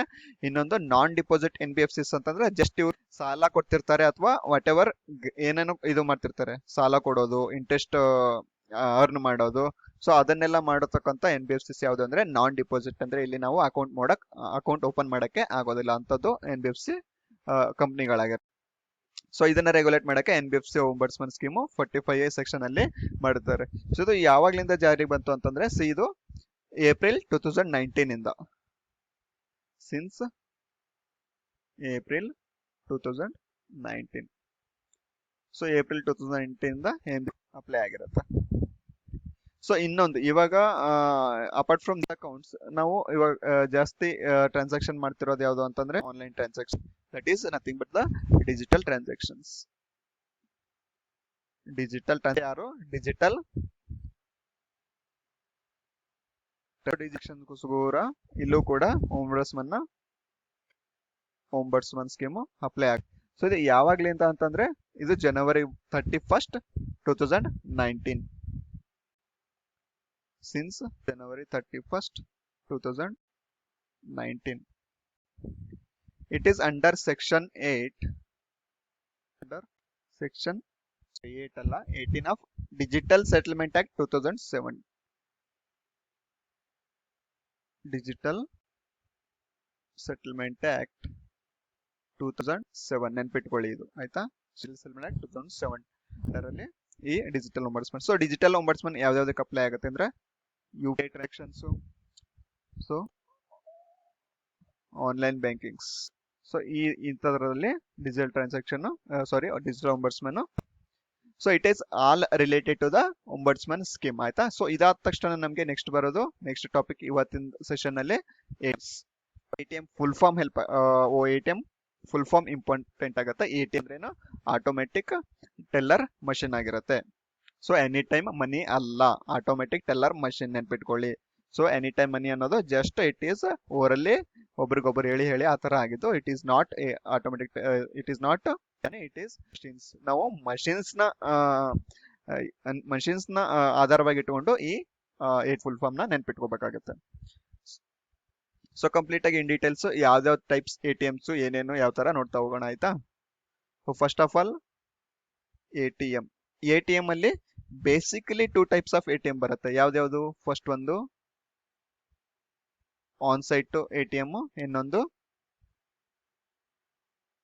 Of site A T M. So on site A T M ಅಂದ್ರೆ ಏನು? On site A T M ಅಂದ್ರೆ ಇವಾಗ ಫಾರ್ ಎಕ್ಸಾಂಪಲ್ ಬ್ಯಾಂಕ್. ಸೊ ಬ್ಯಾಂಕ್ದು ಇಷ್ಟು ಏರಿಯಾ ಇರುತ್ತೆ. ಸೊ ಬ್ಯಾಂಕ್ ಇಲ್ಲೇ ಇರುತ್ತೆ. ಸೊ ಇದು ಬ್ಯಾಂಕಿಂದ ಏರಿಯಾನಲ್ಲೇ ಇದೇ ಬ್ಯಾಂಕಿಂದು ಎ ಟಿ ಎಂ ಕೂಡ ಇರುತ್ತೆ, ಎ ಟಿ ಎಂ ಇರುತ್ತೋ. ಸೊ ಈ ತರದ ಎ ಟಿ ಎಂ ಗಳಿಗೆ on site A T M ಅಂತಾರೆ. So whereas off site A T M ಅಂತಂದ್ರೆ ಸಿ, ಇಲ್ಲಿ ಬ್ಯಾಂಕ್ ಇರುತ್ತೆ, ಬ್ಯಾಂಕಿಂದ ಏರಿಯಾ ಎಲ್ಲ ಇಷ್ಟಿರುತ್ತೆ. ಸೊ ಎಲ್ಲಿಂದ ಹೊರತುಪಡಿಸಿ ಬೇರೆ ಬೇರೆ ಅದೇ ಸಿಟಿಲಿ ಎಲ್ಲೆಲ್ಲಿ ಎ ಟಿ ಎಮ್ಸ್ ಇರುತ್ತಲ್ಲ, ಸೊ ಎ ಟಿ ಎಂ ಇಲ್ಲೊಂದಿರುತ್ತೆ, ಇನ್ನೊಂದು ಏರಿಯಾದಲ್ಲಿ ಯಾವ್ದ್ರ ಕಡೆ ಎ ಟಿ ಎಂ ಇರುತ್ತೆ. ಸೊ ಬಟ್ ಇದೇ ಬ್ಯಾಂಕಿಂದ ಇದೇ ಬ್ರಾಂಚ್ ಎ ಟಿ ಎಮ್ಸ್ ಗಳಿರುತ್ತಲ್ಲ, ಅದು ಇವೆಲ್ಲ ಆಫ್ ಸೈಟ್ ಎ ಟಿ ಎಮ್ಸ್ ಆಗಿರ್ತಾರೆ. ಸೊ ಇದು ಹೊಡೆದ್ರು ನಾವು ನೆನ್ಪಿಟ್ಕೋಬೇಕು, ಗೊತ್ತಾಯ್ತು ಅನ್ಕೋತೀನಿ. ಇದು main types of A T ಎಮ್ಸ್ ಆಯ್ತು. ಸೊ ಇನ್ನೊಂದು ಬರುತ್ತೆ ಇಲ್ಲಿ work site A T M. So ಇಲ್ಲೇ ಈ ವರ್ಡ್ ಮುಖಾಂತರನೇ ನಾವು ನಮ್ಗೆ ಗೊತ್ತಾಗುತ್ತೆ what is work site A T M ಅನ್ನೋದು. Work site A T M ಅಂದ್ರೆ ಇವಾಗ ಒಂದು ಯಾವ್ದೋ ಒಂದು ಕಂಪನಿ ಇರುತ್ತೆ, ಆರ್ಗನೈಸೇಷನ್ ಇರುತ್ತೆ. ಸೊ ಆರ್ಗನೈಸೇಷನ್ ಇಷ್ಟು ಟೋಟಲ್ ಅವ್ರದ್ದು ಏರಿಯಾ ಇರುತ್ತೆ. ಸೊ ಅವರು ಇದೇ ಏರಿಯಾದಲ್ಲೇನೆ ಎ ಟಿ ಎಂ ನ ಸೆಟಪ್ ಮಾಡಿರ್ತಾರೆ, ಎ ಟಿ ಎಂ. ಸೊ ಇವ್ ನಮ್ ಕಾಲೇಜ್ ಏನಿದ್ರೆ ಕಾಲೇಜ್ ಅಂಡರ್ ಒಂದು ಎ ಟಿ ಎಂ ಅನ್ನೋದು ಸೆಟ್ ಆಗಿದ್ರೆ, ಇದು ಆ ಸ್ಟೂಡೆಂಟ್ಸ್ ಗಳಿಗೆ ಹೆಲ್ಪ್ ಮಾಡಕ್ಕೋಸ್ಕರ ಅಥವಾ ಈ ಎಂಪ್ಲಾಯೀಸ್ ಗಳಿಗೋಸ್ಕರ ಸೆಟ್ ಮಾಡಿರ್ತಕ್ಕಂಥ ಎ ಟಿ ಎಂ. ಆರ್ಗನೈಸೇಷನ್ ಈ ಬ್ಯಾಂಕ್ ಜೊತೆ ಮರ್ಜ್ ಇದು ಮಾಡಿ ಆ ತರ ಇಲ್ಲಿ ಅವ್ರದ್ದು ಕಂಪನೀಸ್ ಏರಿಯಾಗಳಲ್ಲಿ ಎ ಟಿ ಎಂ ಡೆವಲಪ್ ಮಾಡಿದ್ರೆ, so A T M install ಮಾಡಿದ್ರೆ ಈ ಎ ಟಿ ಎಂ ಗಳು nothing but work site A T Ms ಗಳಂತ ಕರೀತಾರೆ. ಸೊ ಇದು ಎಂಪ್ಲಾಯೀಸ್ಗೆ ಕಾಂಟ್ರಿಬ್ಯೂಟ್ ಆಗುತ್ತೆ, ಎಂಪ್ಲಾಯೀಸ್ಗೆ ಹೆಲ್ಪ್ ಆಗುತ್ತೆ for employees of organisation, particular organisation. ಇನ್ನೊಂದು mobile A T Ms. Mobile A T Ms. So mobile ಅಂದ ತಕ್ಷಣ ನಾವು ಡಿಜಿಟಲ್ ಹ್ಯಾಂಡ್ಸೆಟ್ ಅಲ್ಲ, ಮೊಬೈಲ್ ಅಂದ್ರೆ ಮೂವ್ಮೆಂಟ್ ಅಂತ ಅರ್ಥ ಬರುತ್ತೆ. ಸೊ ಮೂವೇಬಲ್ ಎ ಟಿ ಎಮ್ಸ್, ಇವಾಗ ಒಂದು ವೆಹಿಕಲ್ ಬರುತ್ತೆ, ಟ್ರಕ್ ಬರುತ್ತೆ, ಅದರಲ್ಲಿ ಎ ಟಿ ಎಂ ಮಷಿನ್ಸ್ ನ ಇಟ್ಟು ಮೂವ್ಮೆಂಟ್ ಅಂದ್ರೆ ಸಿಟಿಲಿ ಜಸ್ಟ್ ಹಿಂಗ್ ಕಂಟಿನ್ಯೂಸ್ ರೌಂಡ್ ಹೊಡಿತಾ ಇದ್ದು. ಸೊ ಯಾವ್ದಾದ್ರು ಒಂದು ಎ ಟಿ ಎಮ್ಸ್ ಎಲ್ಲೂ ಸಿಗ್ಲಿಲ್ಲ ನಮ್ಗೆ ಅಂತಂದ್ರೆ, ಇಫ್ ಏನಾದ್ರು ಈ ಮೊಬೈಲ್ ಎ ಟಿ ಎಂ ನಮ್ ಕಂಡ್ರೆ ನಾವಲ್ಲಿ ವಿಡ್ರಾ ಮಾಡ್ಕೋಬಹುದು. ಸೊ ಇದು first started by ICICI bank. So ಈ ಬ್ಯಾಂಕ್ ಇಂದ first mobile A T M announce ಮಾಡ್ತಾರೆ. ಇನ್ನೊಂದು ಬರುತ್ತೆ micro A T M.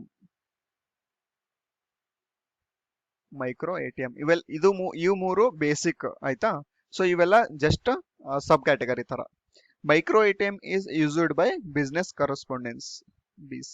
So ಏನ್ BC ಅಂತಂದ್ರೆ, ಇವಾಗ ಅನ್ಬ್ಯಾಂಕ್ಡ್ ರೂರಲ್ ಏರಿಯಾಗಳಲ್ಲಿ ಇವು ಬಿಸ್ನೆಸ್ ಕರೆಸ್ಪಾಂಡೆನ್ಸ್ ರೀಚ್ ಆಗ್ತಾರೆ. ಇವಾಗ ಏನಾದ್ರು ಒಂದು ಹಳ್ಳಿಲಿ ಬಿಸ್ನೆಸ್ ಕರೆಸ್ಪಾಂಡೆನ್ಸ್ ಪರ್ಟಿಕ್ಯುಲರ್ ಬ್ಯಾಂಕ್ ಅವರು ಹೋಗಿದ್ರೆ, ಅಲ್ಲಿ ಹಳ್ಳಿಲಿ ಹೋದಾಗ ಅವ್ರಿಗೆ ಅಮೌಂಟ್ ನೆಸಸರಿ ಇರುತ್ತೆ. ವಿಲೇಜ್ ಪೀಪಲ್ಸ್ಗೆ ಅವ್ರ ಹತ್ರ ಬ್ಯಾಂಕ್ ಡೀಟೇಲ್ಸ್ ಗಳನ್ನ ತಗೊಂಡು ಇವರು ಅವ್ರಿಗೆ ಅಮೌಂಟ್ ನ ಕೊಡ್ತಾರೆ. ಯಾರು? Business correspondent. ಸೊ ಅದಕ್ಕೇನು ಮೈಕ್ರೋ ಎ ಟಿ ಎಮ್ಸ್ ಅಂತಾರೆ. ಸೊ ಪರ್ಟಿಕ್ಯುಲರ್ಗೆ ಎಕ್ಸಾಮ್ಸ್ಗೆ ವೇರೆ ರಿಲೆವೆಂಟ್ ಆಗಿರತಕ್ಕಂಥ ಮತ್ತೆ ಇಂಪಾರ್ಟೆಂಟ್ ಆಗಿರ್ತಕ್ಕಂಥ ಮತ್ತೆ ಟೈಪ್ಸ್ ಆಫ್ ಎ ಟಿ ಎಮ್ಸ್ ಯಾವುದು ಅಂತಂದ್ರೆ, ಸೊ ಇಲ್ಲಿ ಫಸ್ಟ್ ಬರೋದು white label A T M. White label A T M, brown label A T M, brown label A T M. So ಇದು ಬೇಸಿಕಲಿ ಇವೆರಡು. ಸೊ ಅಪಾರ್ಟ್ ಫ್ರಮ್ ದಿಸ್ ಇನ್ನು 6 to 7 ಇದೆ, ಅದನ್ನ ನಾನು ಗ್ರೂಪ್ ಅಲ್ಲಿ ಶೇರ್ ಮಾಡ್ತೀನಿ. ಯಾವ್ಯಾವ ತರ pink level A T M ಇದೆ, ಯೆಲ್ಲೋ ಇದೆ. ಸೊ ಈ ತರ ಅದು ಪರ್ಟಿಕ್ಯುಲರ್ ಫೀಲ್ಡ್ ತಕ್ಕಂತೆ ಇದೆ. ಸೊ ಅದನ್ನೆಲ್ಲ ಶೇರ್ ಮಾಡ್ತೀನಿ. ಬಟ್ ನಮಗೆ ಸ್ಟ್ಯಾಟಿಕ್ ಬ್ಯಾಂಕಿಂಗ್ ನಲ್ಲಿ ಇವೆರಡು ಇಂಪಾರ್ಟೆಂಟ್ ಆಗುತ್ತೆ. So what is this white label A T M? White label A T M ಅಂದ್ರೆ white label A T M ಅಲ್ಲಿ it is set up and owned by non banking entities. Non banking entities. So ಯಾವುದೋ ಒಂದು private ಕಂಪನಿಯವರು ಈ A T M ನ setup ಮಾಡ್ತಾರೆ ಮತ್ತೆ ಅದನ್ನ ಅದ್ರ ಪ್ರೊಸೆಸ್ ವರ್ಕಿಂಗ್ ಎಲ್ಲ ನೋಡ್ಕೋತಾರೆ. It is usually deployed by N B F Cs. N B F Sis machine ಮಾತ್ರ ಅವ್ರದ್ದಾಗಿರುತ್ತೆ. ಬಟ್ ಸೊ ಇದು ಡೆಪ್ಲಾಯ್ಮೆಂಟ್ ಮಷಿನ್ಸ್ ಎಲ್ಲಾನು ಯಾರ್ದಾಗಿರುತ್ತೆ ಅಂದ್ರೆ it is N B F Cs ಆಗಿರುತ್ತೆ. ಇಲ್ಲಿ ಬ್ಯಾಂಕ್ ಲೋಗೋ ಇರೋದಿಲ್ಲ, ಇದೊಂದು ನೆನ್ಪಿಟ್ಕೊಳ್ಳಿ. No bank logo. ಸೊ ಆಯ್ತಾ, ನೋ ಬ್ಯಾಂಕ್ ಲೋಗೋ ಮತ್ತೆ setup by N B F Cs ಆಗಿರುತ್ತೆ. ಸೊ ಇಲ್ಲಿ ಇದು white label A T M ಬಗ್ಗೆ ಆಯ್ತು. So for the first white label A T M ಯಾವುದು ಅಂತಂದ್ರೆ it is by Tata communication. By Tata communication first to set up the white label A T M. ಇದು ಯಾವುದು? Indicash. Indicash ಯಾವುದು? Tata Indicash ಅನ್ನೋದು first white label A T M of India. So ಇನ್ನು brown label A T Ms ಬರೋದಾದ್ರೆ A T M machine is owned by service provider. A T M machine is owned by service provider. ಇದನ್ನ note ಮಾಡ್ಕೊಳ್ಳಿ. Cash management and network connectivity are provided by sponsor bank. Cash management and network is provided by particular sponsor bank. So ಇದು ಇಲ್ಲಿ difference ಏನಾಗುತ್ತೆ ಅಂತಂದ್ರೆ ಇಲ್ಲಿ ನಮ್ಗೆ white label A T M ಅಲ್ಲಿ ಏನಂತಂದ್ರೆ ಇಲ್ಲಿ ಎನ್ ಬಿ ಎಫ್ ಸಿಸ್ ಇರುತ್ತೆ, cash management including the A T M machine management. Whereas in brown label A T M cash management is by sponsor bank. ಇದು difference. ಇಲ್ಲಿ ಇನ್ನೊಂದು difference ಏನಂದ್ರೆ logo of banks the logo ಇರುತ್ತೆ. Maximum ಈಗ ನಮ್ಗೆ ಎಲ್ಲಾ ಕಡೆ ಕಾಣೋದು ಯಾವ್ದು ಅಂತಂದ್ರೆ that is nothing but the brown label A T M. So ಅದೆಲ್ಲ ಬ್ರೌನ್ ಲೇಬಲ್ ಆಗಿರುತ್ತೆ. White label A T M ಇವಾಗ ಇತ್ತೀಚೆಗೆ ತುಂಬಾ ಕಮ್ಮಿ ಇದೆ. So first white label A T M examples ಅಲ್ಲಿ ಕೇಳ್ಬೋದು Indicash A T M by Tata. ಆಯ್ತಾ? ಸೊ ಇನ್ನು ಇದು basics types of A T Ms. ಆಯ್ತಾ? ಸೊ ಇದು exams relevant to complete exams ನ ಫೋಕಸ್ ಇಟ್ಕೊಂಡು ನಾನು ಹೇಳಿದ್ದು. Apart from this pink level A T M it is set up for womens, particularly womens. ಮತ್ತೆ ಯೆಲ್ಲೋ ಲೆವೆಲ್ ಇದೆ, ಬೇರೆ ಬೇರೆ ತರ ಇದೆ. ಅದು ಯಾವ್ಯಾವ ಇದೆ ಅಂತ ನಾನು ಲಿಸ್ಟ್ ಕಂಪ್ಲೀಟ್ ಆಗಿ ಗ್ರೂಪ್ ಅಲ್ಲಿ ಶೇರ್ ಮಾಡ್ತೀನಿ. ಆಯ್ತಾ?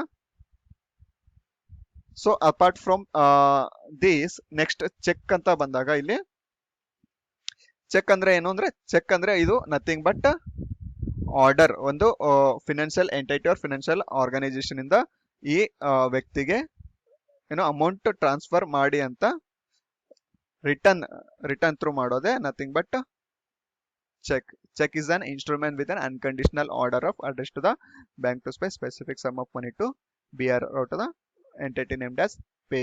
ಸೊ ಇಲ್ಲಿ ಟರ್ಮ್ಸ್ ಬರುತ್ತೆ ಚೆಕ್ ಅಲ್ಲಿ. ಯಾವ್ದಾವ್ದು ಬರುತ್ತೆ ಅಂದ್ರೆ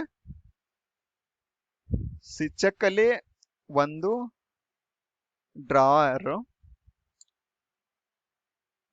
ಡ್ರಾಯಿ ಪೇ ಬರುತ್ತೆ. ಸೊ ನಾನು ಸ್ಪೆಲ್ ಮಾಡ್ತೀನಿ ಅಥವಾ ಓರಲ್ಲಿ ಹೇಳಿರ್ತೀನಿ, ನೋಟ್ ಮಾಡ್ಕೊಳ್ಳೋದಾದ್ರೆ ಮಾಡ್ಕೊಳ್ಳಿ. ಸೊ ಡ್ರಾರ್ ಯಾರು ಅಂತಂದ್ರೆ drawer nothing but the cheque ಯಾರ್ದು ಅಕೌಂಟ್ ಅಲ್ಲಿ ಓಪನ್ ಆಗಿರುತ್ತೆ, ಯಾರ್ದೊಂದು ಸೇವಿಂಗ್ ಅಕೌಂಟ್ ಇರುತ್ತಲ್ಲ ಅವ್ರ ಹೆಸರಲ್ಲಿ ಓಪನ್ ಆಗಿರುತ್ತೆ, they are nothing but the drawer. So drawee ಯಾರು ಅಂತಂದ್ರೆ ಬ್ಯಾಂಕ್. ಯಾವ ಬ್ಯಾಂಕು ಈ ಸರ್ವಿಸ್ ಕೊಡ್ತಿರುತ್ತಲ್ಲ ಅವರು ಡ್ರಾಯಿ ಆಗಿರ್ತಾರೆ. ಪೇಯಿ ಯಾರು ಅಂತಂದ್ರೆ the one who receives the payment. So ಇವಾಗ ನಿಮ್ ಅಕ್ಕಂದು ಅಥವಾ ತಂಗಿದು ಚೆಕ್ ತಗೊಂಡೋಗಿ ನೀವು ಬ್ಯಾಂಕ್ ಥ್ರೂ ನೀವು ಅಮೌಂಟ್ ನ ಎನ್ಕ್ಯಾಶ್ ಮಾಡ್ಕೊಳ್ಳೋದಾದ್ರೆ ನೀವು ಪೇಯಿ ಆಗಿರ್ತೀರಾ. ಆಯ್ತಾ? ಸೊ ಡ್ರಾಯಿ ಮತ್ತೆ ಪೇಯಿ. ಆಯ್ತಾ?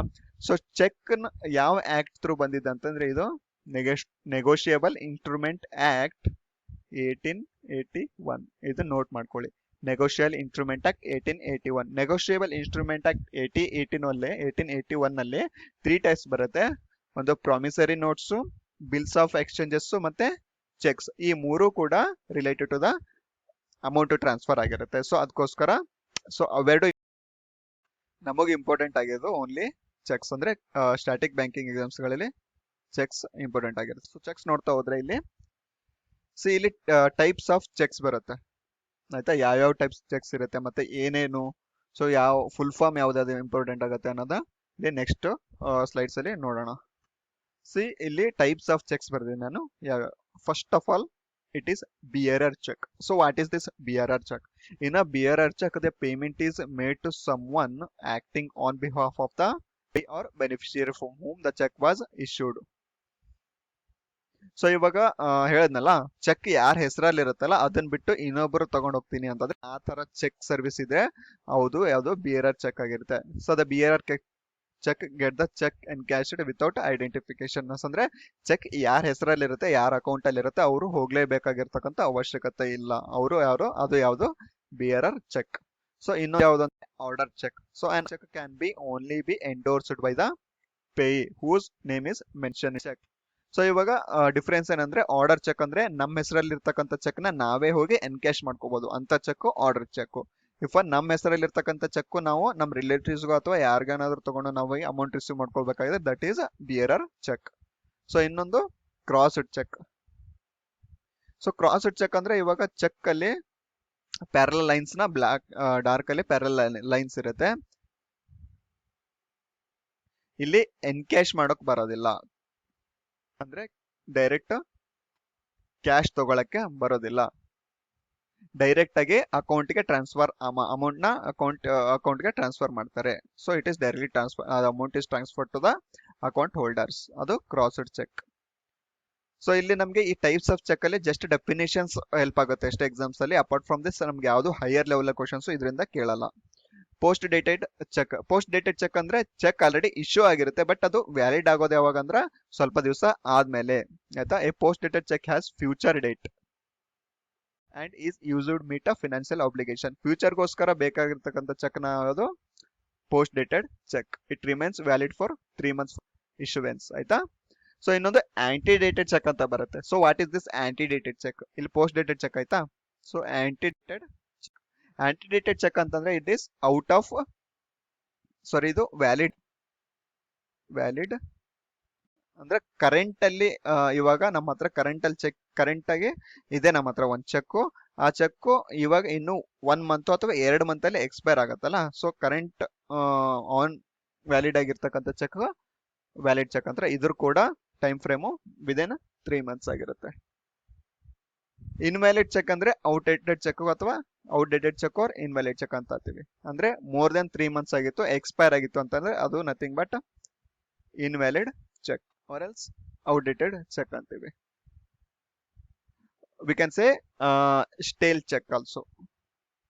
ಸ್ಟೇಲ್ ಚೆಕ್ ಇದು ಬ್ಯಾಂಕ್ ಈ ಚೆಕ್ ಇತ್ತು ಅಂತ ವ್ಯಾಲಿಡ್ ಕಂಡೀಷನ್ ಇರುತ್ತೆ, ಬಟ್ ಇದರಿಂದ ನಾವು ಎನ್ಕ್ಯಾಶ್ ಮಾಡೋಕೆ ಆಗಲ್ಲ ಅಥವಾ ಅಮೌಂಟ್ ಟ್ರಾನ್ಸ್ಫರ್ ಮಾಡೋಕೆ ಆಗಲ್ಲ.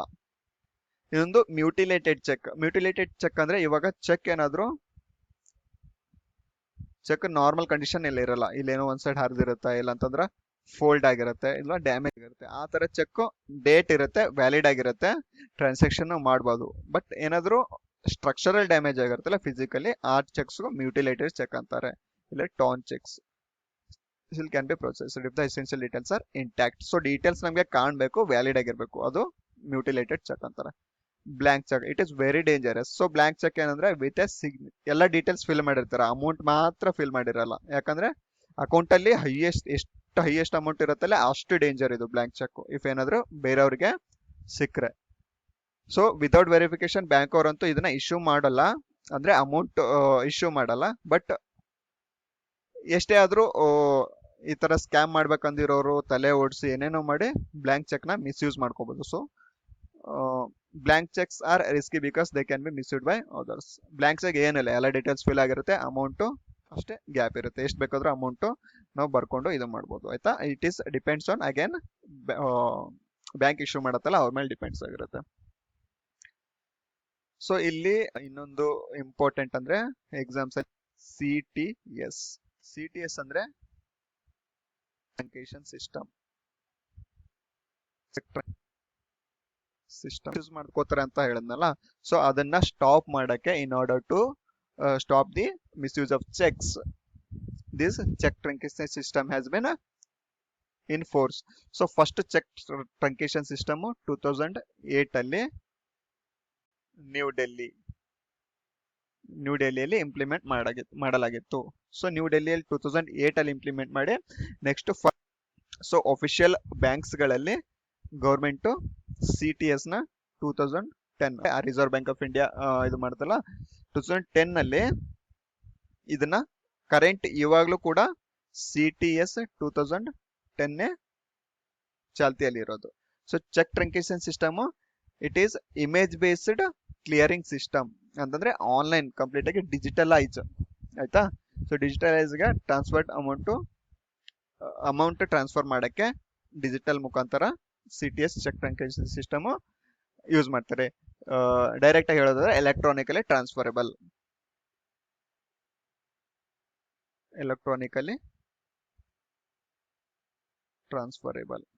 ಸೊ ಒಂಥರ ಡಿಜಿಟಲ್ ಟೆಕ್ನಾಲಜಿನ ಯೂಸ್ ಮಾಡ್ಕೊಂಡು ಇದು ಮಾಡ್ತಾರೆ. ಬೆನಿಫಿಟ್ಸ್ ಏನಪ್ಪಾ ಚೆಕ್ ಟ್ರಂಕೇಶನ್ ಸಿಸ್ಟಮ್ ಅಂತಂದ್ರೆ stop physical movement of cheques ಆಯ್ತಾ.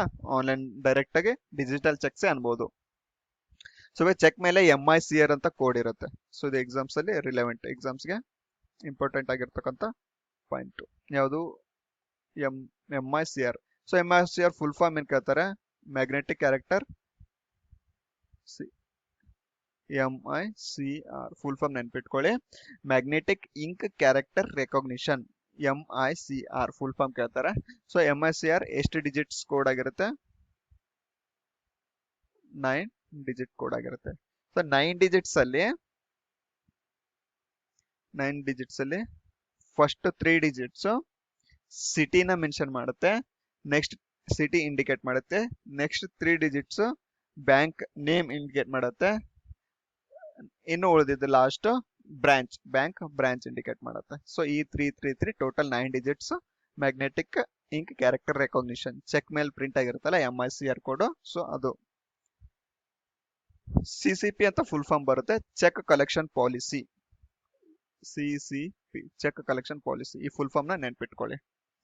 ಸೊ ಇದು ಕಂಪ್ಲೀಟ್ ಆಗಿ ನಾನು to the point only exams related ಆಗಿರ್ತಕ್ಕಂಥದ್ನ ನಾನು ಡೈರೆಕ್ಟ್ ಇಲ್ಲಿ ಕ್ಲಾಸ್ಗಳಲ್ಲಿ ಹೇಳ್ತಾ ಇರೋದು. ಇದಕ್ಕಂತ ಹೊರತುಪಡಿಸಿ ಸುಮಾರು ಇನ್ ಡೆಪ್ತ್ ಆಗಿ ನೋಡಕ್ ಹೋದ್ರೆ ಬೇರೆ ಬೇರೆ ತರ ಟಾಪಿಕ್ಸ್ ಗಳು ಬರುತ್ತೆ, ಇನ್ ಡೆಪ್ತ್ ನಾಲೆಜ್ ಪಡ್ಕೋಬೇಕಾದ್ರೆ. So that's not relevant to examinations ಆಯ್ತಾ. ಸೊ ಇದನ್ನ ನೀವು ಮೇನ್ಸ್ ಎಕ್ಸಾಮ್ಸ್ಗೋಸ್ಕರ ಇದಿಷ್ಟು ನೋಡ್ಕೊಂಡ್ರೆ more than enough. Based on my experience ಹೇಳ್ತಾ ಇದ್ದೀನಿ. ಮೇನ್ಸ್ ಎಕ್ಸಾಮ್ಸ್ ಗಳೆಲ್ಲ ಯಾವ್ದೇ ತರ ಕ್ವಶನ್ಸ್ ಬರ್ತಿತ್ತು ಸ್ಟ್ಯಾಟಿಕ್ ಬ್ಯಾಂಕಿಂಗ್ ಅವೇರ್ನೆಸ್ ಇಂದ. ಸೊ ಅದ್ರ ಬೇಸ್ಡ್ ನಾನು ಈ ತರ ಡೈರೆಕ್ಟ್ ವಿಡಿಯೋಸ್ ಮಾಡ್ತಾ ಇರೋದು. ಇದ್ರ ಬಿಟ್ರೆ ಯಾವುದು ಸ್ಟ್ಯಾಟಿಕ್ ಬ್ಯಾಂಕಿಂಗ್ ಪಾರ್ಟ್ ಇಂದ ಕ್ವಶನ್ಸ್ ಗಳು ಕೇಳೋದಿಲ್ಲ. ಸೊ ಇನ್ನು ನೆಕ್ಸ್ಟ್ ಸೆಷನ್ಸ್ ಅಲ್ಲಿ ನೆಕ್ಸ್ಟ್ ಕ್ಲಾಸ್ ಅಲ್ಲಿ ಮತ್ತೆ ಇದೇ ತರ ನೆಕ್ಸ್ಟ್ ಎಕ್ಸಾಮ್ಸ್ ರಿಲೆವೆಂಟ್ ಆಗಿರ್ತಕ್ಕಂಥ ಟಾಪಿಕ್ಸ್ ಗಳನ್ನ ತರ್ತೀನಿ. ಸೊ ಯಾವ್ದಾದಂದ್ರೆ ಇವಾಗ digital currency, RuPay, NPCI, Bharat bill payment.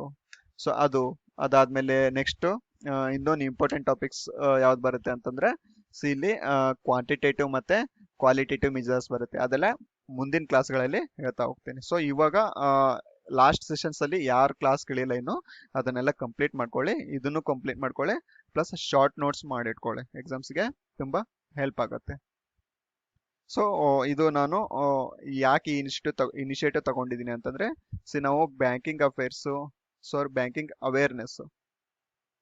Banking awareness ನೀವು ಯಾವುದೇ ಯೂಟ್ಯೂಬ್ ಚಾನಲ್ ಅಲ್ಲಿ ಎಲ್ಲೇ ಹುಡುಕಿದ್ರು ಕೂಡ ಎಲ್ಲ ಪೇಡ್ ಅಲ್ಲಿ ಮಾತ್ರ ಸಿಗೋದು ಆಯ್ತಾ. ಸೊ ನಾನು ಕೂಡ ಪೇಡ್ ತಗೊಂಡು ಮನೆ ನೋಟ್ಸ್ ಮಾಡ್ಕೊಂಡು ಎಲ್ಲ ಕಡೆಯಿಂದ ಓದ್ಕೊಂಡು ಕರೆಂಟ್ ಅಫೇರ್ಸ್ ನ ಬ್ಯಾಂಕಿಂಗ್ ಅಫೇರ್ಸ್ಗೆ ರಿಲೇಟ್ ಮಾಡಿಬಿಟ್ಟು ನೀಟಾಗಿ ನೋಟ್ಸ್ ಮಾಡ್ಕೊಂಡು ಎಲ್ಲ ಎಕ್ಸಾಮ್ಸ್ಗಳನ್ನ ನೋಡ್ಕೊಂಡು ನಾನು ಈ ನೋಟ್ಸ್ ಪ್ರಿಪೇರ್ ಮಾಡಿ ಎಕ್ಸ್ಪ್ಲೇನ್ ಮಾಡ್ತಾ ಇದ್ದೀನಿ. ಸೊ ಯಾಕೆ ಬೇರೆ ಕಡೆ ಎಲ್ಲ ಯಾಕೆ ತೊಂದರೆ ಆಗೋದು ಕರ್ನಾಟಕದ ಆಸ್ಪಿರೆಂಟ್ಸ್ಗೆ ಅಂತ. ಸೊ ಅವ್ರಿಗೆ ಹೆಲ್ಪ್ ಆಗ್ಲಿ ಅನ್ನೋ ಒಂದೇ ಕಾರಣಕ್ಕೋಸ್ಕರ ಇದೆಲ್ಲ ಮಾಡ್ತಾ ಇದ್ದೀನಿ. ಸೊ ಯಾರಿಗೆ ಹೆಲ್ಪ್ಫುಲ್ ಅನ್ಸುತ್ತೆ ಶೇರ್ ಮಾಡಿ ಅವ್ರಿಗೆ. ಸೊ ಅವರಿಗೆ ರೀಚ್ ಮಾಡಿಸಿ ಅಷ್ಟೇ. ಇವಾಗ ಯೂಟ್ಯೂಬ್ ಚಾನಲ್ ಗ್ರೋತ್ಗೋಸ್ಕರ ಕಮರ್ಷಿಯಲ್ಗೋಸ್ಕರ ಯಾವುದು ಮಾಡ್ತಾ ಇಲ್ಲ ನಾನು. ಜಸ್ಟ್ ನಮ್ಮ ಕರ್ನಾಟಕದಲ್ಲಿರ್ತಕ್ಕಂಥ ವೇಕೆನ್ಸೀಸ್ಗಳು ನಮಗೆ ಸಿಗ್ಲಿ, ಕರ್ನಾಟಕದವ್ರಿಗೆ ಸಿಗ್ಲಿ. ಇಲ್ಲಿ ಸ್ವಾರ್ಥ ಅನ್ನೋದಕ್ಕಿಂತ ಜಾಸ್ತಿ ಏನಾಗುತ್ತೆ ಅಂದ್ರೆ ಇವಾಗ ಕಸ್ಟಮರ್ಸ್ ಅಥವಾ ಅಂದ್ರೆ ಸೋಷಿಯಲ್ ಸರ್ವಿಸ್ ತರ ಆಗುತ್ತೆ. ಯಾಕಂದ್ರೆ ಇವಾಗ ನೋಡಿ ಯಾರೋ ಒಂದು ವಿಲೇಜ್ ಅಲ್ಲಿ ಬೇರೆ ಸ್ಟೇಟ್ ಅಂದಿರ ಬಂದು ಹಿಂದಿನೋ ತಮಿಳೋ ತೆಲುಗುನೋ ಏನೋ ಮಾತಾಡ್ಕೊಂಡು ಆ ಫಾರ್ಮರ್ ಆಗ್ಲಿ ಅಥವಾ ಯಾವ್ದೋ ಒಂದು ವಿಲೇಜ್ ಹೆಣ್ಮಗಳಾಗಿರ್ಲಿ ಒದ್ದಾಡ್ತಿರ್ತಾರೆ ಬ್ಯಾಂಕಲ್ಲಿ. ಸೊ ಅದೆಲ್ಲ ಒಂದು ವಿವಾಲ್ ಇಟ್ಕೊಂಡು ನಾನು ಬ್ಯಾಂಕಿಂಗ್ ಆಸ್ಪಿರೆಂಟ್ಸ್ಗೆ ಹೆಲ್ಪ್ ಮಾಡ್ತಾ ಇದ್ದೀನಿ ಅಷ್ಟೇ. ನಮ್ಮವರೇ ಇನ್ಕ್ಲೂಡ್ ಆದ್ರೆ ಬ್ಯಾಂಕಲ್ಲಿ. ಸೊ ಇದು ಕನ್ನಡದಲ್ಲೇ ಮಾತಾಡಿ ನಾವು ಸರ್ವಿಸ್ನ ಕೊಡ್ಬೋದು. ಇದು ಒಂಥರ ನಾವು ಕರ್ನಾಟಕಕ್ಕೆ ಕನ್ನಡಕ್ಕೆ ಮಾಡಿರ್ತಕ್ಕಂಥ ಒಂದು ಸರ್ವಿಸ್ ಅಂತಾನೆ ಅನ್ಕೋಬಹುದು. ಆಯ್ತಾ? ಸೊ ಕಂಪ್ಲೀಟ್ಲಿ ಇಟ್ ಈಸ್ ಕರ್ನಾಟಕಕ್ಕೆ ಮತ್ತೆ ಕನ್ನಡಕ್ಕೆ ಸಮರ್ಪಣೆ ಆಗಿರುತ್ತೆ. ಸೊ ಧನ್ಯವಾದಗಳು. Thank you for watching. Share ಮಾಡಿ, ಸಬ್ಸ್ಕ್ರೈಬ್ ಮಾಡಿ ಅಷ್ಟೇ. Okay, thank you.